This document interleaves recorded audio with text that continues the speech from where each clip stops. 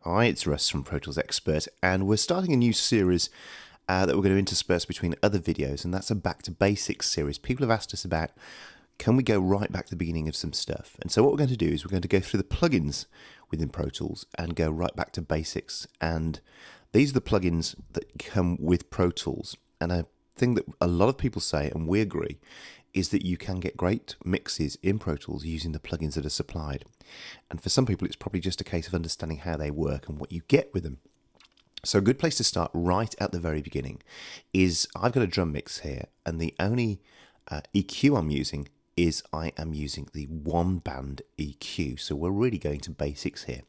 So I want to just explain how the one band EQ works, and then you can go and try it out for yourself. I'm using the J3T drum loops, and so I've got a full mic'd up drum kit here, 2 kicks, 2 snares, hi-hats, overheads, and a room mic. And then I'm using different variants of the one band EQ. So I've got 4 open here on purpose to show you how they can be different.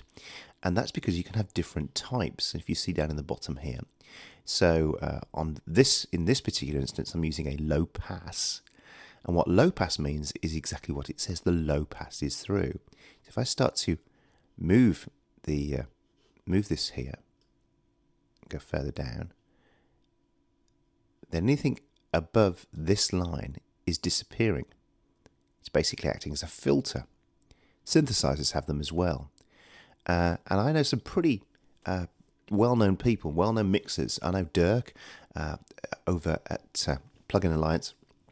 He's a big fan of just using low and high pass filters when he's mixing, and his system, he just mixes sometimes with just those on it. So let me just get a few things up, and I'll show you this one in action. So we'll get this low pass on. Let's see where we've got this working, which channel. I'm going to get myself in a bit of a, just turn those back on so I can have these just popping up. And that's one thing to say, if you want to get used to basics as well, if you hit this button here, when it's illuminated, when you change them, you'll see it's actually now got the next one on.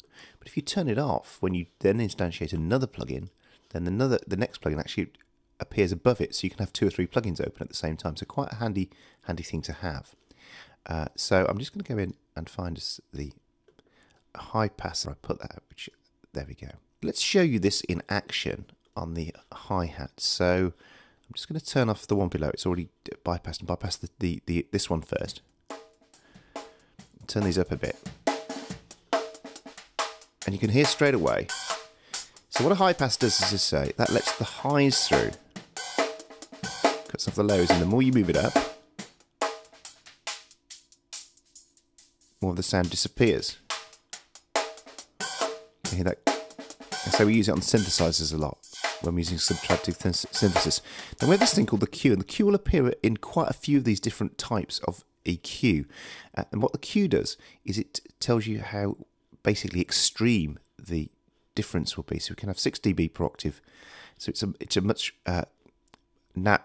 gentler slope. Sorry, get my teeth in there. Much gentler slope as it disappears off. Or you can have 24 dB per octave of basically gain reduction. So if I put that on now there, hear it coming back in again. So it depends how extreme you want it to be.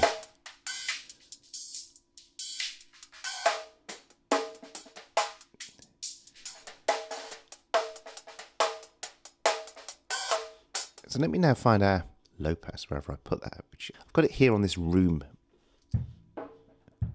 mic, and if we hear it brightening up. So it's exactly like a high pass, but in the other direction.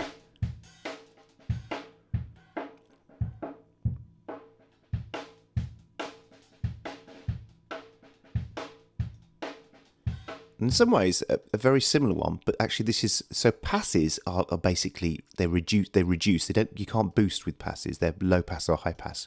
Whereas we also have a shelf, and this means we can boost or cut, very similar kind of shape in the way it works. And so I can come here to this room mic.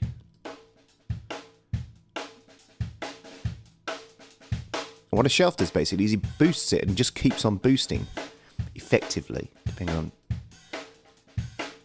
how high the Q is and gain. If we just change the Q on this, you could see very narrow Q.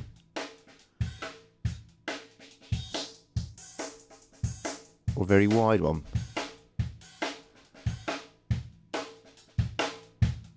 And as well you can see, that's the frequency it starts to cut or boost at. And as you can see, I can either use the knobs here, or I can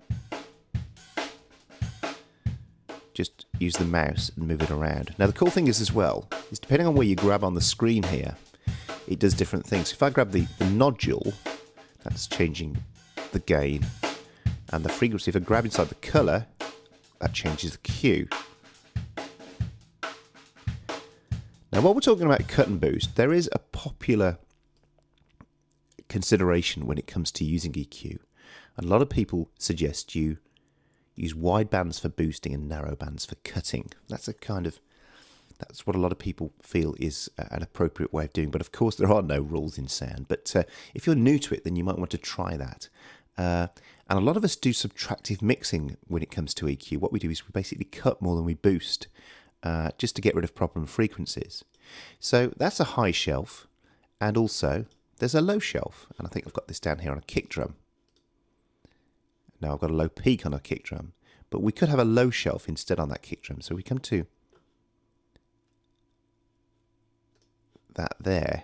Let's kick drum up. And right now it's right down the bottom of the frequency. Getting more mid in it.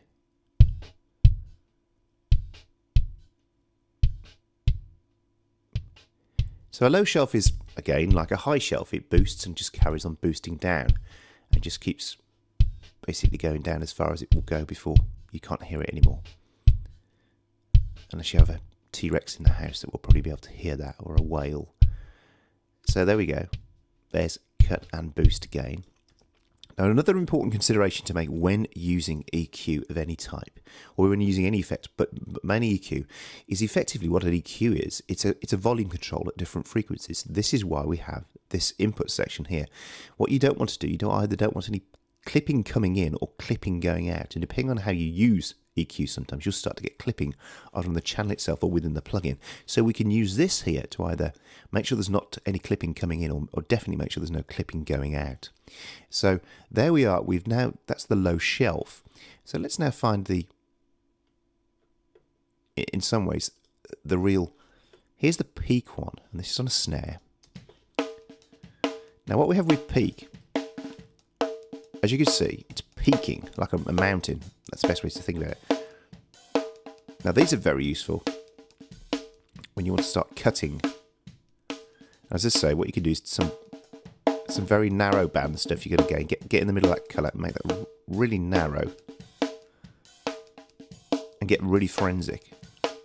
Now one of the tricks a lot of us do in mixing, when we're trying to find a problem frequency like a ringing snare or something. So if you can hear that snare's got a little bit of ring. Obviously it's a snare drum. And what I can do to cut that ring, what a lot of us will do in mixing, and a lot of live sound mixers do this as well, is we'll go through and we'll peak it first, and there's the kind of frequency that's causing that kind of thing, and then we'll cut it. You can hear that now. Just made a little more space in the mix. And again, we've got Q width, we've got the width of the sound. So what you don't want to do, you see, is you don't want that to be too wide.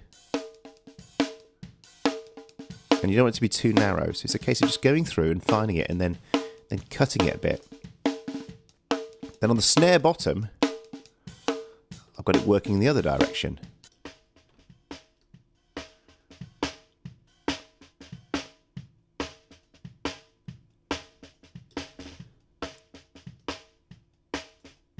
Just put some body in there, just peaking it a bit at the bottom there.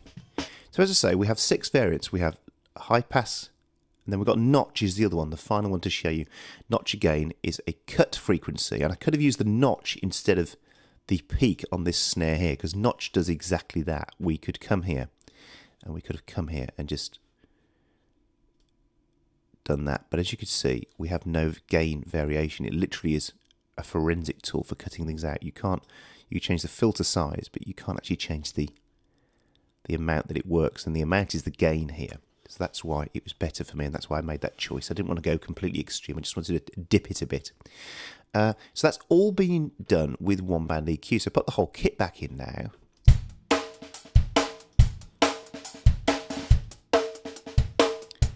So there's the original.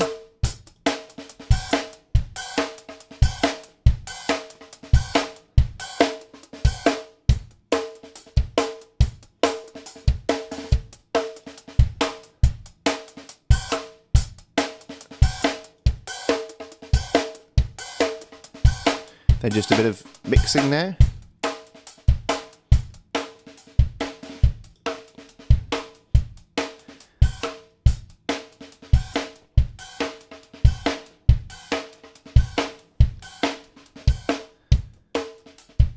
So there we go, one band EQ, 6 different types, a filter, a cue and a gain, and of course don't forget to use the input to either increase gain or to reduce it if it starts peaking and clipping.